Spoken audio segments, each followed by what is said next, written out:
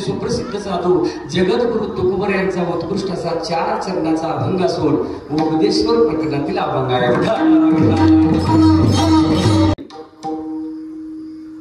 थोडासा परिहार द्यायचा तो असा, प्रभू रामचंद्राच्या पदस्पर्शाने पावन झालेल्या या पुण्यनगरीमध्ये चालू असलेला अखंड हरिनाम सप्ताह ग्रंथराज ज्ञानेश्वरी पारायण सोहळा, महाज्ञानी सोहळा व अन्नदान सोहळा, या अन्नदान सोहळ्यामध्ये माझ्यासारख्या पामराकडे आलेली ही 4थ्या दिवसाची कीर्तनरूपी सेवा। मज पामर आहे काय थोर पण पायीची वाहन पायी बरी। आता खरं सांगायचं म्हणजे माझ्या समोर खूप असे अधिकारी कीर्तनकार, असे आळंदीचे गायनाचार्य मोठमोठे आज कलावंत आहेत।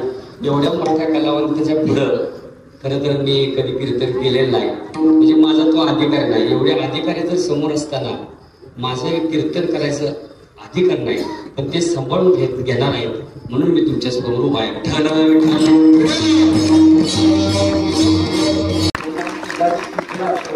मंदिर प्राचीन मंदिर मला बघायला मिळालं।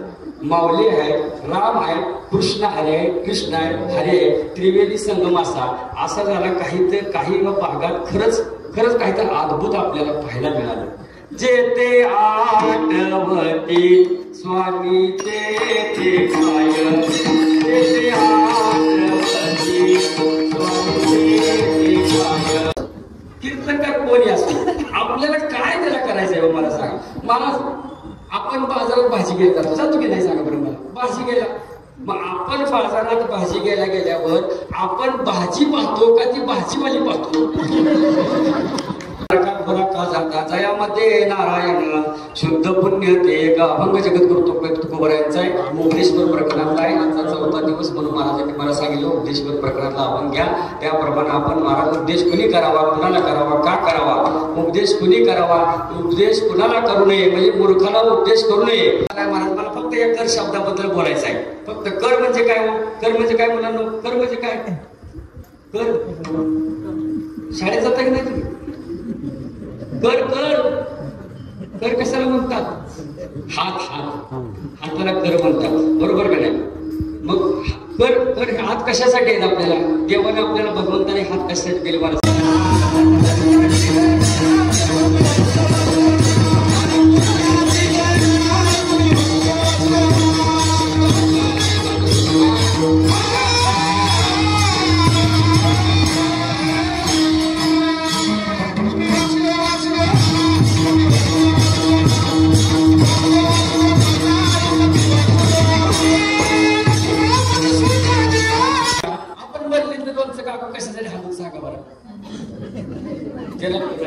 बरोबर आहे. ही माणसावर आळस आला नाही पाहिजे, गुन्हा आला नाही पाहिजे. त्यामुळं बरोबर इष्टीतली माणसं आली पाहिजे असते.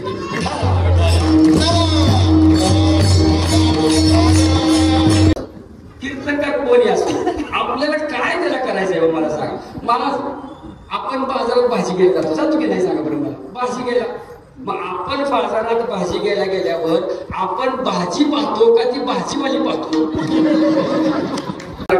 का जाता जयामध्ये नारायण शुद्ध पुण्य ते अभंग जगद्गुरु तुकोबर यांचा उपदेशवर प्रकरणातला आहे. आजचा 4था दिवस म्हणून महाराजांनी मला सांगितलं उपदेशवर प्रकरणातला आपण घ्या. त्याप्रमाणे आपण महाराज उपदेश कुणी करावा, कुणाला करावा, का करावा, उपदेश कुणी करावा, उपदेश कुणाला करू नये, म्हणजे मूर्खाला उपदेश करू नये. जेवढा शास्त्रामध्ये आणि माहेरमध्ये फरक आहे. आता शास्त्र माहेरमध्ये किती फरक आहे महाराज, रामभाऊ महाराज, शास्त्र माहेरमध्ये किती फरक आहे. तुम्हाला काय माहित, सगळ्यांना माहित आहे ते, तुम्हाला काय माहित आहे, तुम्हाला आठवत तुम्ही किती नवशेव शास्त्र माहेरमध्ये किती फरक आहे सांगा. त्याच्या अगोदर झोपून, सोप्या भाषेत सगळ्याच्या अगोदर झोपून सर्वांच्या उशिरा उठलं जातं त्याला माहेर म्हणतात, बरोबर का. शेतकरी कामाला रानामध्ये गेला, सकाळपासून तो पहाटे गेला, सकाळपासून हातामध्ये त्याच्या कुदळ होती आणि तो कुदळीनं असं दिवसभर रानामध्ये खांदत होता. सूर्य वरती डोक्यावरती आला, म्हणजे तप्त ऊन आलं आणि त्या उन्हामध्ये त्याला आता पोटाची जाणवी भूक लागली. त्याला इतकी भूक लागली, शेवटची कुदळ हाणणार. तेवढ्यात काय झालं माहिती आहे नितीन महाराज, शेवटची कुदळ हाणणार तर दिशा आवाज आला. कसा दिशा बेस्ट सावधान असा आवाज आला. मग आता त्याला उत्सुकता अशी वाटली की हिथं खानदेशी कसा काय आवाज आला. मग त्यानं काय केलं, अजून जरा कुदळीनं थोडंसं साईडने उघडलं तर त्याला गोल रिंग दिसायला लागली. गोल रिंग समाधान महाराज, गोल रिंग दिसायला लागली.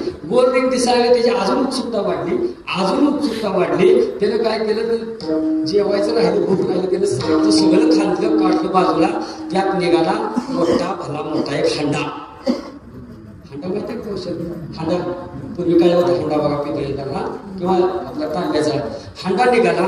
बरं हांडा निघाला त्याला काय वाटलं, तुम्ही बघू नका, हांडा रिकामा होता. मला बरं वाटलं, हांडा रिकामा होता. त्या बिचाराला काय केलं, तो हांडा आपल्या डोक्यावरती घेतला आणि तो आपल्या घराकडे गेला.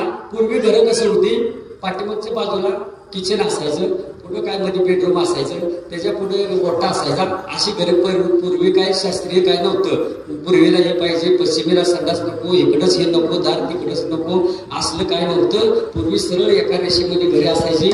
मग ते दारात ज्यावेळेस तो घेऊन आला, पाठीमागं स्वयंपाक करणारा त्याच्या मालकीला तो दिसायचा. मग तिथनं ते घरातनं दारात कोण आलेलं दिसायचं, अशी घरं पूर्वी होती. आता घरात कोण आहे त्या घरच्यालाच माहित नसते आपल्या घरात कोण आहे. अशी घरं आता वेगळी वेगळी आहे. म्हणजे असं शास्त्र होतं. पण समोरासमोर असं आल्यावर तिनं काय केलं त्या मालकीनं, जो हांडा मालक हांडा घेऊन येतोय नेमका म्हणजे सोन्याचा हांडा असेल असं तिला वाटलं. ती काय करत होती, स्वयंपाक करत होती. जशी तिनं पैशासाठी धनवंत पुरुषाशी स्त्री लवथो करी कैशी खुटका देखून शिलेशी, म्हणजे स्त्रियांना पैसा आवडतो, धन आवडतं म्हणून ती पळतच आली. पण पळत अशी आली, ती हांडा उतरायला घेऊन पळत आली आणि पळत आली. पण येताना काय झालं महाराज, तिच्या हातामध्ये ती विस्तव पकडण्याचा चिमटा होता. ती हातामध्ये आला होता तसा झाला. पण आला ती म्हणले हे घ्या हांडा उतरून. तिनं हांडा असा उतरून खाली घेतला आणि तिची गडबड काय, अशी वाकून बघायची गडबड. त्यात काय आहे का, वर उतरती काय दिसना वर्ण भरलेला, तिने बिचारी वाकून बघायचे. आणि वाकून बघताना असं झालं महाराज, असं झालं की तिच्या हातात जो चिमटा होता नाही महाराज, रामारी महाराज, तो चिमटा त्या हांड्यात पडला. आता मला सांगा, त्या हांड्यात पडला, ती चिमटा काढायला गेली तर चिमट झालं 2. कळतंय का माझं बोलून, चिमट झालं 2. आता तिनं ते 2 चिमट काढलं. तिच्या लक्षात आलं की हांडा म्हणले एक काय तर जादूचा हांडा आहे का, तिचं डोकं त्यांचं स्त्रियांचं चालतं जास्त चालतं. मग तिला वाटलं एक चिमटा असताना 2 हांडा झाले कसे. त्यानं सांगितलं हे बघ मी काम करून कंटाळून आलेला आहे, तू काय कर ताबडतोब मला जेवायला वाढ. काय म्हणले, मला तू ताबडतोब जेवायला वाढ. मग ती म्हणले मालक तुम्हाला जेवायला वाढते, असं करा म्हणले तुमच्याकडे 5 रुपये आहेत का, 5 रुपये 5 रुपये द्या द्या द्या द्या पटकन म्हणले. त्यानं बघ खिशात बघितलं, असं काढलं, 5 रुपये दिलं. त्यानं 5 रुपये घेतलं, त्या हांड्यात टाकलं, झालं 2. आता काय केलं, तिनं 2 काढलं, परत 2 टाकलं, 2 झालं 4, 4 झालं 8, 8 झालं 16, 16 झालं 32, 32 झालं 64. 11 वाजले का नाही बरं का, म्हणजे रात्रभर मोजत बसू का, म्हणजे डबल झालं. तिला कळलं आता ह्याला मात्र राग आल्यावर झाला. त्यानं सांगितलं ए मला भूक लागली, मला लवकर जेवायला वाढ. आता राग त्याचा आल्यावर झाला. तिने डोकं परत अजून चालवलं. काय चालवलं, मालक बघा आपल्या घरात काय स्वयंपाक केलेला आहे, फक्त भाजीला काय नाही, फक्त जावा बाजारामध्ये आणि काय तर भाजीला आणा. पळत मग काय तर भाजीला आणा, बिचारा पळतच गेला. तर जाताना पैसे द्या म्हणलं. त्यानं काय केलं, त्यातलं 2च नावं दिलं रामाला महाराज. आता एवढं मोठं द्यावं का नाही, एवढं पैसे काढलं. त्याने ढीग लावला, पैशाचा ढीग लावला. तर तिनं 5 रुपये एक नाणं दिलं. मग आता आजचे दिन आलेले आहेत, 4-5 वर्ष आजचे दिन चालू आहेत ना आपलं. आलं ना आता महिलांचं तर बघा चेहरं झाली जमा 3000 सांगितलं का नाही तुम्हाला, लाडकी बहीण. आता ह्याला काय बोलायचं नाही. आता मग आता काय सांगतो मला बरं का. त्या बिचारीने काय केलं, 5 रुपये नाणं दिलं. तो बाजारात गेला, तो आपलं काय तर भाजी आणा म्हणून गेला. तोवर तिचं काम टाकायचं टाकायचं. तिनं असा पैशाचा ढीग लावला, असा ढीग लावला, पळतच आलं. तर आता 5 रुपयाला मला 2च बटाटे आले, नुसती 2 बटाटे आली. जशी बटाटे घेऊन आला, हे बघ मला लवकर स्वयंपाक करून वाट, मला भूक लागल्या असं म्हटलं. मग तिनं काय केलं, 2 बटाटे आल्यावर चिरून त्याचं कालवण करून भाजी करून द्यावी की नाही, काही कामाला द्यायला पाहिजे का नाही. मग काय केलं त्या बिचाऱ्याने, परत डोकं चालवलं. काय चालवलं, ती 2 बटाटे घेतली त्या हांड्यात टाकली. आता त्या दोन्हीची झाली 4, 4ची झाली 8, 8ची झाली 16, 16ची 32, 32ची कशाला सारखं पुढचं बोलायला होतं. आता इकडं पैशाचा ढीग आणि इकडं बटाट्याचा ढीग लागला का. आता इकडं पैशाचा ढीग, इकडं बटाट्या ढीग. आता मात्र गडी रानातनं चांगला तावून आलेला. आता त्यानं उठला आणि असा हात करा, मला भूक लागल्या म्हणला, मला जेवाय वाढ. असं जेवाय वाढ म्हणलं, असं रागाला लाल भडक झाला. तशी बिचारी मेली आणि जशी मेली, जशी उठायला जशी गेली, जशी बटाट्यावर तसा पाय पडला, जसा पाय पडला तशी आपटली बघा. बटाट्यावरनं पाय निसटून आपटली आणि आपटली त्या हांड्यातच पडली.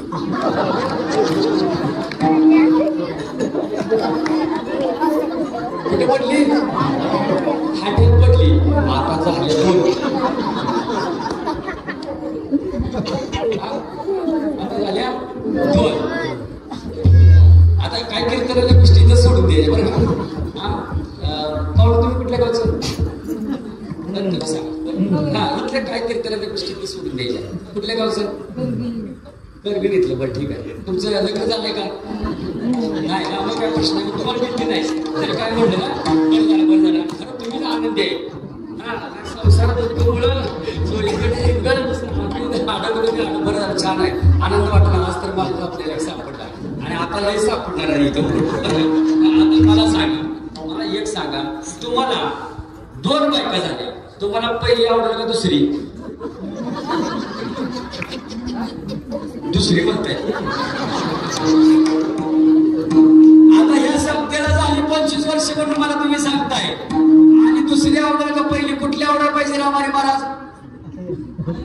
काल्याच्या कीर्तनाला रामारे महाराजाकडे कुठलं प्रमाण ऐकताय झाले रामराजा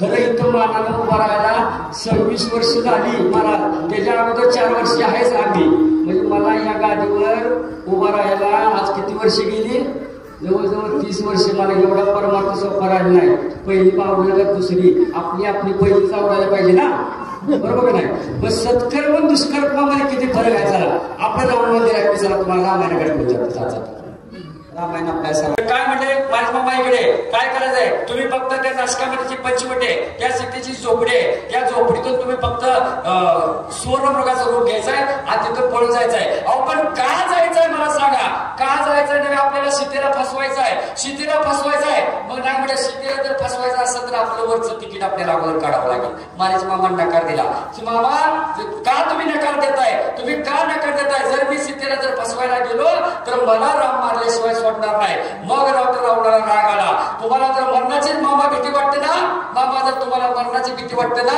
आता तलवार काढतो आणि जागेवरती तुमची खांडोळी करतो मग तुम्हाला इथं बी मरण आहे आणि तिथं बी मरण आहे मग तुम्ही इथं मरणार का तिथं मरणार हे ठरवलं मला माझ्या मामाने ठरवलं काय करायचं जर इकडे रावणाच्या हातने जर मेलं तर नरकाला जाईल आणि जर प्रभू रामचंद्राच्या हातने मेलं तर मोक्ष का नाही प्राप्त करायचा म्हणजे सत्कर्म करून मोक्ष का म्हणजे दुष्कर्म करून पापाला जाण्यापेक्षा सत्कर्म करून आपला उद्धार का करून घ्यायचं नाही हेच अभंगाचं पहिलं चर्या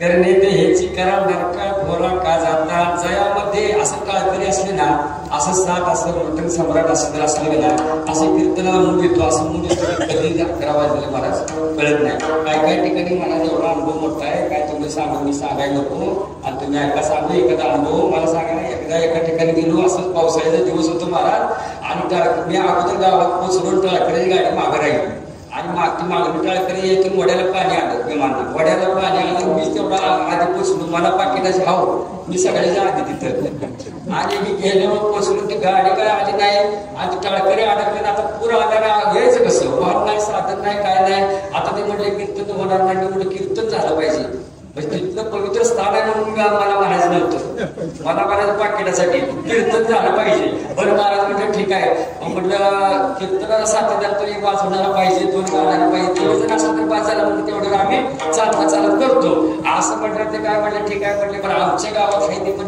हे पांढऱ्या कापडातले नाहीत म्हटलं आमच्या गावात कळलं का तुम्हाला कळलं ना त्या पांढऱ्या कापडातले नाही ते मग म्हणलं काय वाजवणार तर नाही काय कळलं बरं काय म्हटलं दुलकी वाजवायला जातो म्हणलं एक ती आहे म्हणलं गावात आणि एक दोन मागे आहेत म्हणलं असं वेगळ्याच कार्यक्रमात जाणार. ठीक आहे म्हणलं असू द्या.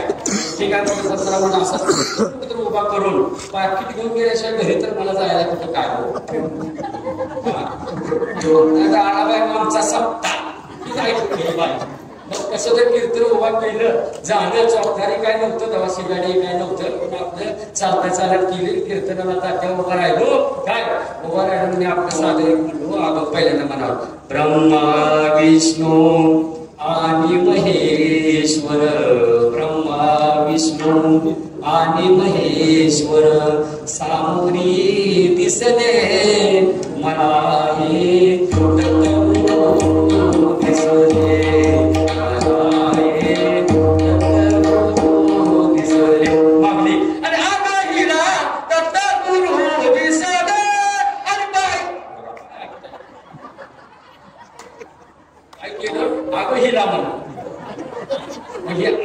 असे संगत असायला पाहिजे. अहो लय अनुभव तुम्हाला काय सांगायचं. कीर्तनात मधला बुक्का लावायला माणूस उठवला ते भक्त होता आमच्या बाळामध्ये भक्त होता हो.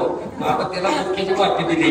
आता आमचं टेलर बुक्का लावता येईल मग ते बाळा भक्त होता त्यानं जसा आला तसा बुक्का करा आणि सगळी वाद्यरावा दिसायला सगळे वाद्यरावा दिसायला काय करा मला सांगायचं काय बच्ची जाऊ द्या पकवाने कधी टाके. आता कीर्तन करायला पुढे जावं म्हटलं तर त्याला लाज वाटायला लागली. कणिक देणार कणिक देणारं काय केलं मध्यस्थी केली. काय केली कणकीचं वळावं मध्यस्थाजवळ दिला आणि त्या मध्यस्थाला वाटलं मला प्रसन्न झाला पेढा ते शिकवण्यात माझं लक्ष त्याच्यावर. आता पेढा त्याला कणिक कळलं नाही आणि तोंड किती माझं सारखं त्याच्याकडे ध्यान आणि ते काय तोंड हलवं ना असं काय ना सर असं काय रे आण वाटतं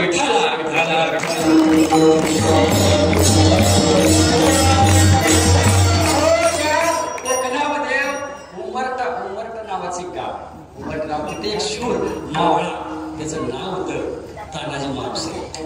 असा एक शूर मावळा छत्रपती शिवाजी शूर मावळा होता तानाजी मालुसरे होते. आणि तानाजी मालुसऱ्यांनी काय केले आपल्या पोराची रायबाची पत्रिका लग्नाची पत्रिका द्यायला गडावर गेले. छत्रपती शिवाजी महाराजांना लग्नाची पत्रिका आमंत्रित देण्याकरता तानाजी मालुसरे गेले. छत्रपतींना मुजरा घातला. बोल तानाजी इतक्या लवकर तू का आलाय. राज मुलाचं लग्न ठरलंय रायबाचं लग्न ठरलंय आणि तुम्ही लग्नाची पत्रिका तुम्हाला द्यायला आलोय.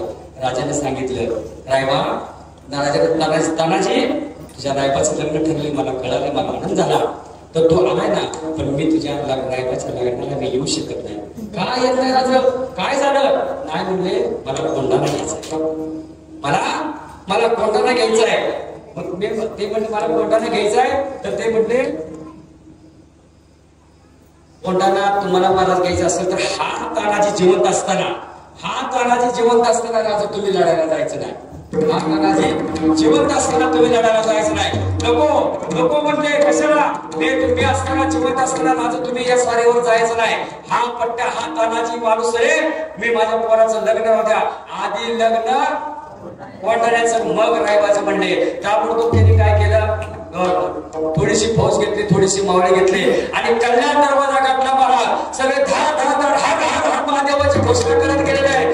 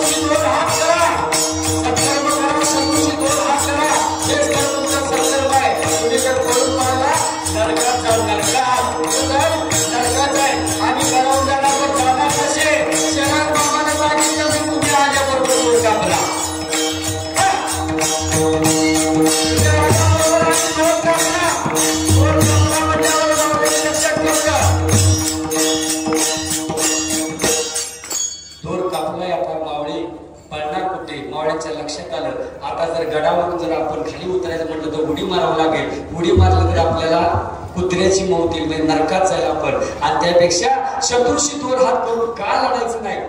शत्रूशी दोन हात केलं देश सेवा ईश्वर सेवा म्हणजे हे सत्कर्म आहे. आणि जर तुम्ही दुष्कर्म केलं म्हणजे दुष्कर्म केल्यानंतर तुम्ही नरकात जाल. आणि तुम्हाला सत्कर्मच करायचा असेल तर तुम्हाला शत्रूशी लढावं लागेल.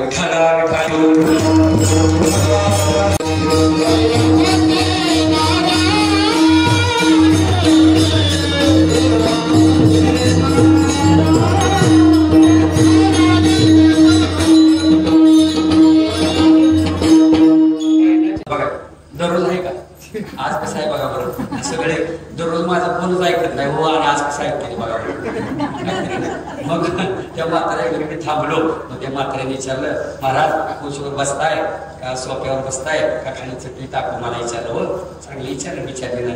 पण मी म्हणलं काय नको म्हटलं असं माझी मी खुर्चीवर बसतो म्हटलं मला बसायला खुर्ची मला बसायला खुर्ची काय खुर्च्याकडे बसलं ते पोरगा आलं आतली वाट कसलं पोरगा आलं आणि असं आलं म्हणायचं महाराज घोडा इकडं महाराज घोडा. आता महाराज घोडा बरं म्हणलं ना तू काय म्हणायचं रामारी महाराज घोडा त्याचं काय घोडा खेळलेला असेल आणि मला बघून धोत्रावर तिथं आजाचा वाटत असेल मी. मग ते असं करायचं महाराज घोडा इकडं महाराज घोडा मागवी महाराज घोडा.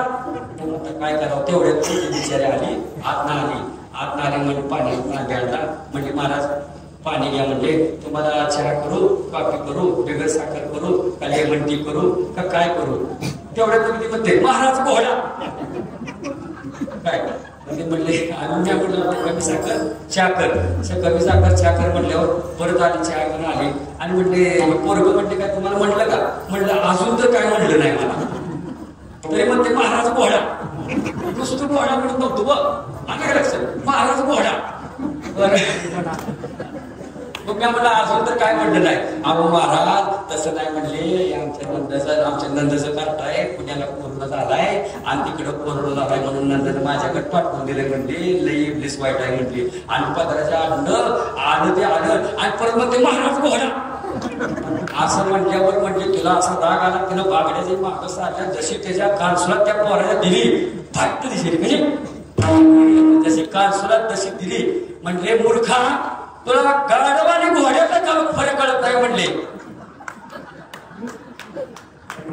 ज्याला कळलंय त्यानं जरा थोडं हसा ज्याला नाही कळलं तर फरसाण घेतल्याशिवाय कोणी जायचं नाही.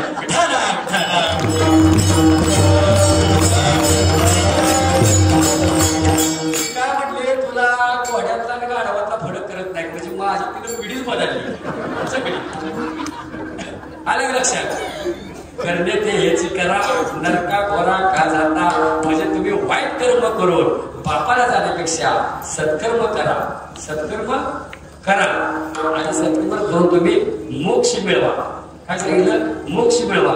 आणि जर तुम्हाला खऱ्या अर्थाला जर पुण्य हवा असेल तर तुम्हाला काय सांगितलं आपण दुसरं चर्चा.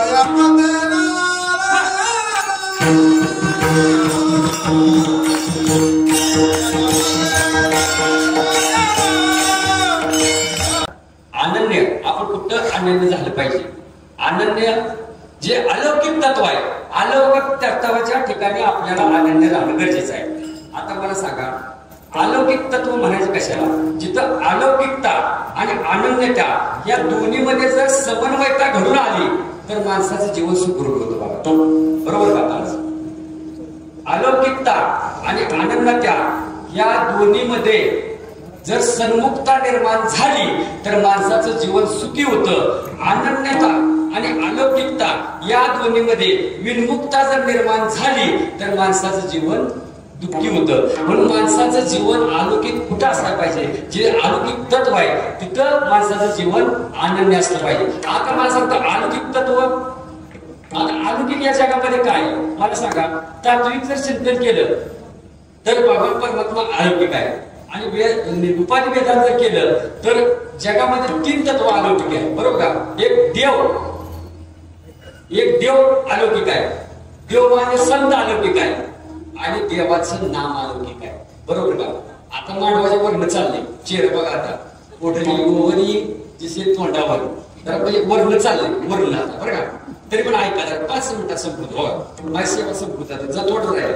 अलौकिक कशाला म्हणायचं, अलौकिक ज्याला म्हणायचं लौकिक जगाला त्याचं महत्व कळालं नाही त्याला अलौकिक म्हणायचं, आणि काळाची सत्ता ज्याच्यावर चालत नाही त्याला अलौकिक म्हणायचं, बरोबर का. आणि पंचमहाभूतामध्ये जे अडकत नाही त्याला अलौकिक म्हणायचं. मग 3 अलौकिक गोष्टी मला सांगितल्या, कुठल्या कुठल्या. देव, संत आणि कायच्या म्हणजे नाम, देवाचं नाम. या 3 गोष्टी जगामध्ये अलौकिक आहे. पण त्या ठिकाणी आपल्याला आपण अलौकिक झालं का त्यापैकी आता एक पुढे घ्या. आपण जर धावतो वेगात घेऊ, एक देवाला पुढे घ्या, ह्या देवाला पुढे, बरं का, देवाला पुढे. आता देवाला लौकिक का म्हणायचं, देव अलौकिक काय तर लौकिक जगाला या देवाचं महत्व कळालं नाही ना. बरं जर कळालं असतं तर आपण कीर्तनात नाव घेतलं असतं ना त्याचं. हा मग आता काय म्हणले संत, काय म्हणले, काय घरी विचारा देव घ्या कोणी ऐसा आला घर पुसणे. आपण काय म्हणतो देव न लगे म्हणजे देव आपल्याला द्यायला आलं, संत आपल्याला द्यायला आले, पण आपण नको म्हटलं म्हणजे आपल्याला देवाचं महत्व कळालं नाही म्हणून माझा देव अलौकिक. आता दुसरा निकष, 3 निकष नाव करायचे बरं का आपल्याला. दुसरा निकष काय सांगितलं मी तुम्हाला, काळाची सत्ता ज्याच्यावर चालत नाही ती गोष्ट अलौकिक. आता देवावर काळाची सत्ता चालू का तुझी या सत्तेने वेदाचे बोल किंवा जेणे हे विश्व निर्मिले. आता तोच त्याच्या घरी काळ, त्याच्या घरी गडी आहे, देवाच्या घरी गडी आहे, ती कशाला काळाला भीती होत्या. म्या बनविल्या वेदून बोले, म्या चालविल्या सुरे चाले, म्या हलविल्या प्रारंभ आले, जो जगाते जायता म्हणजे तो निर्माण करणार आहे त्याला काळाची भीती नाही. आता तिसरं तत्व पंचतत्व पंचमहाभूतात देव कसा अडकलो, कसं त्याला उत्पन्नच करणारा तो आहे. मग तो त्या पंचमहाभूतात अडकत नाही. तरी सुद्धा मला सांगा, एकदा ज्ञानोबराय सांगतात की आभाळ पंचमहाभूतात पृथ्वी आप तेज वायू आकाश 5 महाभूत समजले तुम्हाला, पृथ्वी आप वायू तेज आकाश. मग आता आकाश एकदा काय झालं, ज्ञानोबराय म्हटलं आकाशाला लपीछपीचा खेळ आपण होतोय ना पहिले लपीछपीचा खेळ. आता आकाशाला लपायचं कुठे सांगा मला, जरा डोक्यावर जातायचं तुम्ही थोडस ऐका. आकाशाला लपायचं कुठं तर नव तुझ माझी खेळे लपी छपी 14व्या अध्यायात सांगितलं बघा. काय सांगितलं, नव तुझ माझी खेळे लपी छपी म्हणजे भगवान परमात्मा त्या आकाशापेक्षा सुद्धा व्यापक आहे. मग तो कशाला पंचमहाभूतामध्ये अडकल का, देव कळाला तुम्हाला, देव कळाला लौकिक, देव कशा पाहिला लौकिक जगाला देवाचं महत्व कळालं नाही म्हणून माझा देव अलौकिक. दुसरा निकष काय सांगितलं तुम्हाला, काळाची सत्ता देवावर चालत नाही म्हणून माझा देव अलौकिक. आणि तिसरं नाम म्हणजे तिसरं काय, पंचमहाभूतामध्ये देव अडकत नाही म्हणून माझा देव अलौकिक. आता देवाला घ्या बाजूला आता घ्या. आता कोण संत, आता संत माझे का अलौकिक, संताचं महत्व कळालं तुम्हाला. आपल्याला संतांचं महत्व आपल्याला कळालं का नाही कळालं मला. ज्ञानोबरायांनी भिक्षा मागावी, मागून आणावी आणि लात मारून त्यांची भिक्षा सांगावी. खालची भिक्षा उचलतील म्हणून लातेनं बुटाला तुडवावी, इतका त्रास दिला. तुकोबरायांना काय थोडा त्रास दिला का, गावात लोकांनी भजन करू दिलं नाही महाराज. गावात लोकांनी भजन भंडारा नगरांचा रामचंद्रावचा लांब जायला लागला त्यांना गावात. म्हणजे इतका त्रास दिला. नवे तुकोबरायांचा परमार्थ खंडित व्हायसाठी काय त्या लोकांनी काय केलं, समाजकंटक लोकांनी काय एक तरुण स्त्री त्या भंडारा डोंगरावरती एकांतामध्ये पाठवली महाराज. पटली की नाही? आणि ज्या वेळेस तो साधनेतला ज्या वेळेस जागे झाले, माय तू कशा करता आली असं म्हटल्यावर म्हणले मी एकंदर मला तुम्ही मी एकटा आहे, मी तरुण आहे, मी जवान आहे, मी तुमच्यासाठी मी इथं तुमच्या जवळ कशासाठी आले असेल. त्यावेळी तुकाराम महाराज काय उत्तर जाई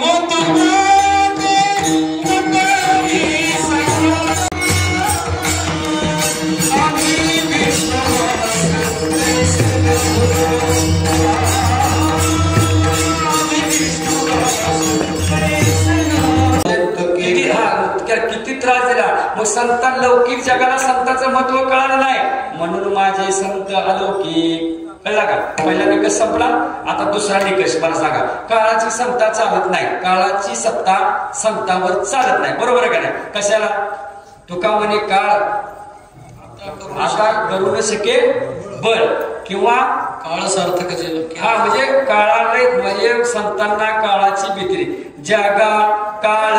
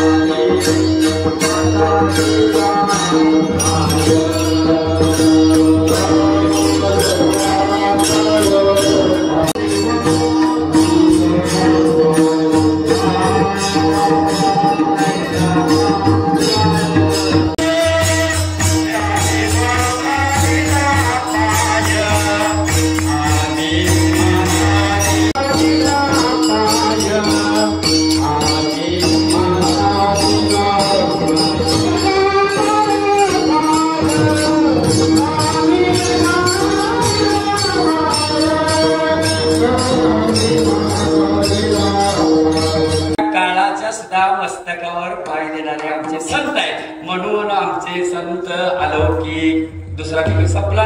लौकिक जगाला संतांचं महत्व कळालं नाही, म्हणून आमचे संत अलौकिक. दुसरा निकष काळाची सत्ता संतांवर चालत नाही, म्हणून आमचे संत अलौकिक. आणि तिसरा मुद्दा, तिसरा मुद्दा सांगितलेला काकू काय सांगितलं तुम्हाला?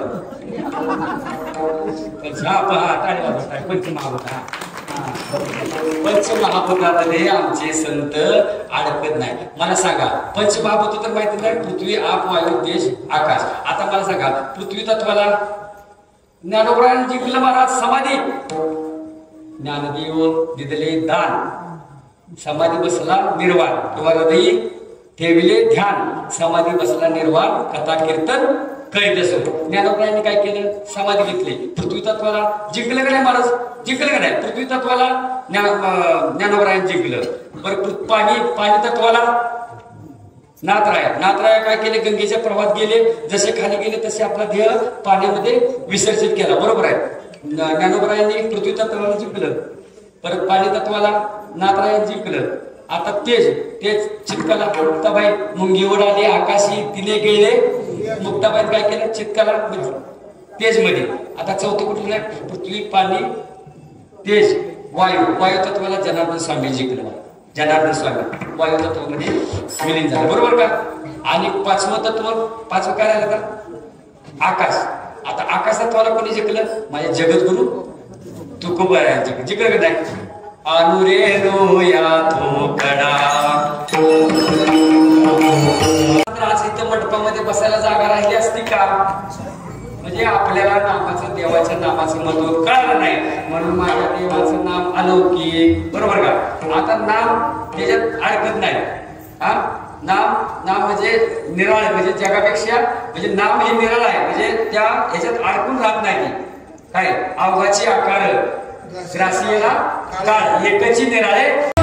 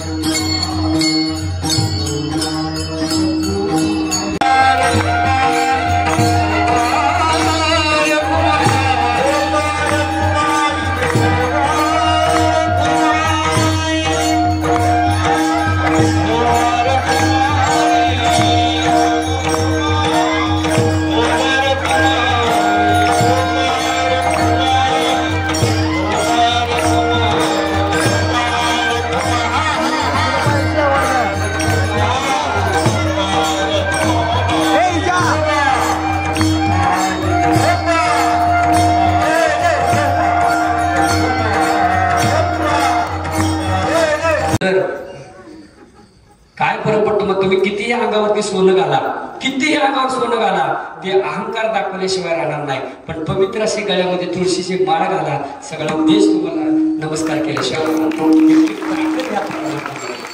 पवित्र अशी तुळशीची माळ गळ्यामध्ये घाला, आई-वडिलांची सेवा करा, म्हणून त्यात थांबवा, आई-वडिलांची सेवा करा, संगत चांगलीची करा, संगत चांगलीची करावं. कशी संगत चांगली? संगतीचा परिणाम झाला हो. आम्ही नवनीत महाराजांचे, आमचे सुधाकर महाराजांचे, आमचे चोते महाराज, सगळ्यांची नाव आता सगळे आपल्या भागातले, ह्यांच्या आम्ही संगतीत राहिलो, चांगल्याच्या संगतीत राहिल्यानं हा आमचा परिणाम आहे. आम्ही सारखं नवनीत महाराजांच्या सोबत, आमच्या काय झालं त्यांच्या 4-5 शाखा होत्या. मग एका गर्ल्स हायस्कूल असतं ना, तिथं त्यांचं प्रमोशन करण्यात आलं, कारण जागाच नव्हती इकडं. मग आता गर्ल हायस्कूल म्हणलं तुम्हाला माहित आहे, सगळ्या मुली, सगळा स्टाफ लेडीज, सगळ्या मॅडम, बरोबर आहे का नाही? आणि आता जागाच नसल्यामुळे त्यांचं प्रमोशन झाल्यामुळं हेडमास्तर त्यांना कुठं नेमलं, त्या गर्ल हायस्कूलवर हेडमास्तर नेमलं. मला फक्त संगतीचा परिणाम सांगायचा आणि 2 मिनिटात मला संपले. तर ते नेमलं. मग आता परिणाम काय झाला, 1 वर्ष झालं. आता सगळ्या मुली, सगळा स्टाफ लेडीज आणि एकटाच पुरुष. आणि योगायोगानं काय झालं, पीटीच्या तासाला, मधल्या तासाला पुरी खेळायला सोडल्या महाराज. आणि सोडल्यावर मध्ये एक लांबड साप आला. कुठं? त्या पटांगणावर साप आला, असा सुळसुळ साप. आता स्त्रियांची किंवा बायकांची किंवा मुलींची त्यांना भीतीच. आता रात्री महाराजात तिथं तेव्हा काहीतरी बारका बेडूक निघा, बेडुकोळी म्हटले, बेडूक तर म्हणतं का नाही, आपल्या गावाच्या आपण कुठे घालतो काय, रातभर मला झोपू दिल्यासारखं बेडुकोळी करायला लागलं. काय तुम्हाला कळणं झालंय जरा सुद्धा, एवढं बोलून आमचा घसा बसला सांगतो तुम्हाला. बेडुकोळी पण म्हणलं, बरं महत्व सांगतो मला. बेडुकोळीला घाबर केल्या बरं का, झुरळाला घाबर केल्या. तुम्हाला सांगतो घरात उंदराचं पिट्टुकलं निघल तर ह्या बिचाऱ्या घाबर केल्या, पण नवऱ्याला घाबरत नाही द्यावा.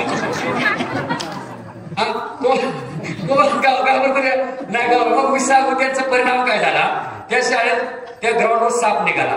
जसा साप निघाला लागल्यावर अशा मुली वाटायला लागल्या, अगबाई साप, कुणी जर पुरुषाला बोलवा, अगबाई साप, कुणी जर पुरुषाला बोलवा.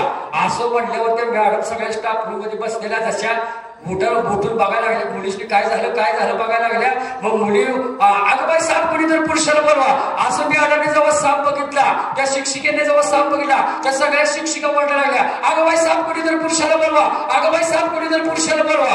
आता हेडमास्तर बघायला लागलं, एवढा गोंधळ का चाललाय. हेडमास्तर बघायला लागलं आणि त्याला खुर्ची ठेवली आणि खुर्चीवर उभं राहिलं आणि त्यानं बघितलं सगळ्या त्या ग्राउंड मध्ये साप आहे आणि जिकडे तिकडे पोरी वरडायला लागले त्या सगळे शिक्षक वरडायला लागले त्या आणि ती बघून ती सुद्धा म्हणाला अगं बाई साप कुठे पुरुषाला बोलवा अगं बाई साप कुठे पुरुषाला बोलवा कळलं तर हसा नाहीतर परसाद घेतल्याशिवाय कुठे जायचं नाही आता ती कोण होतं आणि ते काय म्हणते अगं बाई साप कुठे तर पुरुषाला बोलवा म्हणजे संगतीचा परिणाम हा जो आम्ही या गादीवर हा जो मान आम्हाला मिळाला आम्हाला संगत यांची भेटली म्हणून आमच्या संगतीचा परिणाम झाला सेवा करा संगत चांगल्याची करा पवित्र अशा गाळ्यामध्ये तुळशीची माळ घाला पवित्र गाळ्यामध्ये तुळशीची माळ घाला आपल्या देशावरती आपल्या धर्मावरती प्रेम करा आज आपण जातीपातीमध्ये आज वाटलो चाललंय आणि त्यांनी काय केलं त्या माझ्या गोरगरीब मुलांच्यासाठी शाळा शिकता यावं इंजिनियर व्हावी डॉक्टर व्हावी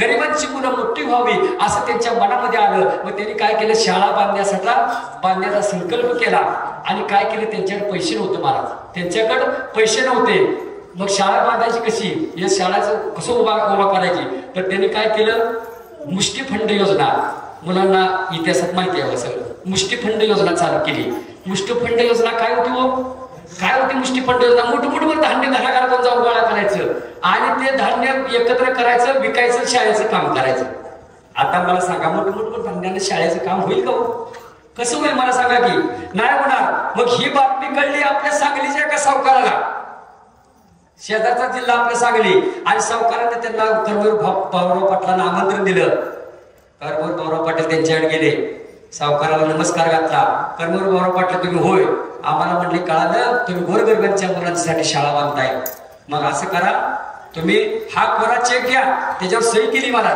कोरा चेक घ्या त्याच्यावर हवी तितकी रक्कम घ्या आणि तुम्ही शाळेचं काम पूर्ण करा आणि जर अजून कमी पडलं तर अजून या तुम्हाला चेक देतो तुम्ही काम पूर्ण करा पण माझी एकच अट आहे फक्त शाळेला दिलेलं छत्रपती शिवाजी महाराजांचं नाव बदलून त्या जागी माझ्या बापाचं नाव टाका एवढं सांगितलं कर्मवीर भाऊराव पाटलांना महाराज राग आल्याबरोबर त्यांनी काय केलं तो चेक त्या सावकाराच्या तोंडावर फेकला सावकार म्हणजे मला तुमच्या पैशाची गरज नाही हा कर्मवीर भाऊराव पाटील म्हणला गल्लोगल्ली फिरेल एक रुपया भीक मागून पैसे जमा करेल आणि शाळेचं बांधकाम उभा करेल शाळा उभा करेल गोरगरिबाच्या कल्याणासाठी मी शाळा उभा करेल मला तुमच्या पैशाची मला गरज नाही आणि सावकार इकडे लक्ष देऊन ऐका म्हणले एकच सांगतो म्हणले तुम्हाला हा कर्मवीर भाऊराव पाटील आपल्या स्वतःच्या बापाचं नाव बदलेल पण शाळेला दिलेल्या छत्रपतीचं नाव बदलणार छत्रपती शिवाजी महाराजांच्या नावामध्ये उभे करा आपल्या धर्मावर प्रेम करा आपल्या देशावर प्रेम करा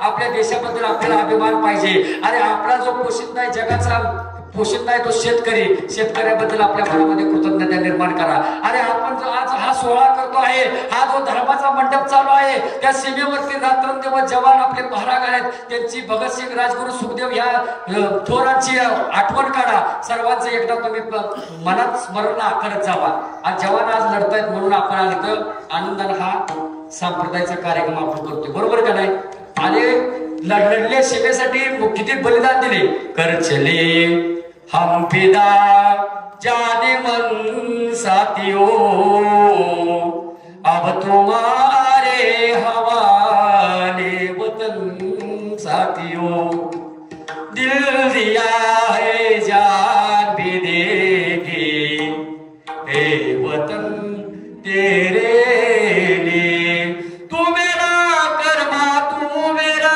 धर्मा तू मेरा अभिमान है हे वतन महबूब मेरे दिल पे तुझे कुर्बान है हम जिएंगे और मरेंगे हे वतन तेरे लिए दिल दिया है जान भी देंगे हे वतन तेरे लिए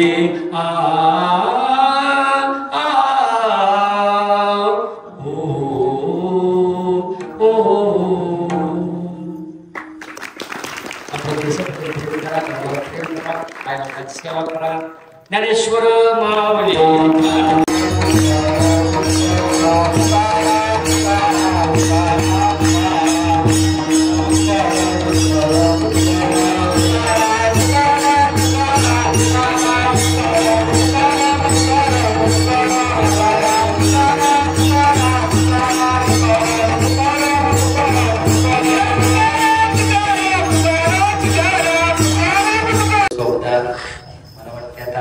जाऊच नाही वाटायला लागले अहो. आणि तुम्ही बी असं बसावे, तुम्ही म्हणसाला बरं बसायला काम आहे की आरोग्य घातले महाराज.